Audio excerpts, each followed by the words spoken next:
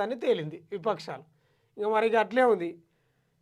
ఏంది అడ్డగోలుగా సుంకాలు విధించిండు భారత్‌పై. ట్రంప్‌ను నమ్మే పరిస్థితి లేదు నిజంగా. మనం అనుకుంటున్నాం గానీ ఏదో ట్రంప్ మంచోడనో లేకపోతే అగ్రదేశానికి అధ్యక్షుడనో గానీ పాకిస్తాన్ తోటి దోస్తాను చేస్తున్నాడు.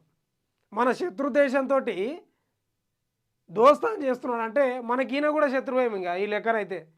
మన విద్యార్థులను కూడా అడ్డగోలుగా ఇండియా పంపించిన పరిస్థితి కనిపిస్తుంది. అటు శత్రు దేశంతోటి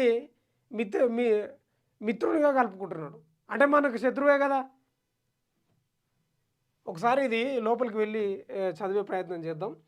రెండోసారి అధికారం చేపట్టిన నాటి నుంచి సుంకాల రంకెలేస్తున్న అమెరికా అధ్యక్షుడు డొనాల్డ్ ట్రంప్ భారత్ ఉత్పత్తులపై 20% సుంకం విధిస్తున్నట్టు తాజాగా ప్రకటించారు. ఆగస్టు 1 నుంచి ఈ సుంకం అమల్లోకి వస్తుందని ప్రకటించారు. సుంకంతోనే సరిపెట్టలేదాయన. రష్యా నుంచి చమురు, ఆయుధాలు కొనుగోలు చేస్తున్నందుకు గాను భారత్పై జరిమానా కూడా విధిస్తామని హెచ్చరించారు. అమెరికా విమోచన దినం పేరుతో ఈ ఏడాది ఏప్రిల్ 2న ఆయన భారత్పై 26% సుంకాలు విధించిన సంగతి తెలిసిందే. అయితే భారత్ సహా పలు దేశాలపై సుంకాల అమలును 90 రోజుల పాటు నిలిపివేస్తున్నట్టు ఆయనే ఏప్రిల్ 9న ప్రకటించిండట. ఇంకా చూసుకో ఎట్లుంది కథ. ఒకసారి రెండో పేపర్లో పూర్తిగా చూద్దాం. ట్రంప్ ఏంది, నీ కథ ఏంది, నీ కార్ఖానా ఏంది, మేమేదో ఉండనులే అనుకుంటే నువ్వు అడ్డగోలుగా సుంకాలు వేస్తున్నావేందా బాబు. అప్పటిదాకా చైనా వంటి కొన్ని దేశాలు మినహా మెజారిటీ దేశాలపై 10% సుంకం వసూలు చేస్తానని చెప్పారు.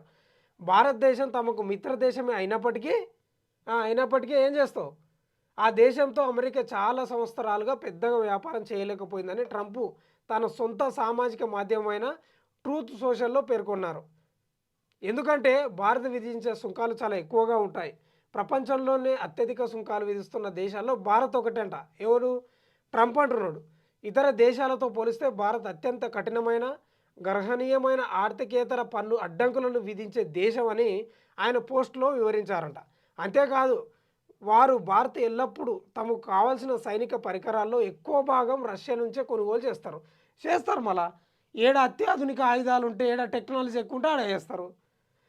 రష్యా నుంచి ఇంధనాన్ని కొనుగోలు చేసే అతిపెద్ద దేశాల్లో చైనాతో పాటు భారత్ కూడా ఉంది. ఇదంతా కూడా ఉక్రెయిన్లో రష్యా సాగిస్తున్న మారణకాండను నిలువరించాలని అందరూ అనుకుంటున్న వేళ జరుగుతుంది. ఇది మంచిది కాదు. అందువల్ల భారత్ ఉత్పత్తులపై 20% సుంకాలు, అదనంగా జరిమానా విధిస్తున్నామని, అవి ఆగస్టు 1 నుంచి అమల్లోకి వస్తాయని తేల్చి చెప్పారు. ఓ రకంగా ట్రంప్ మన మీద పగ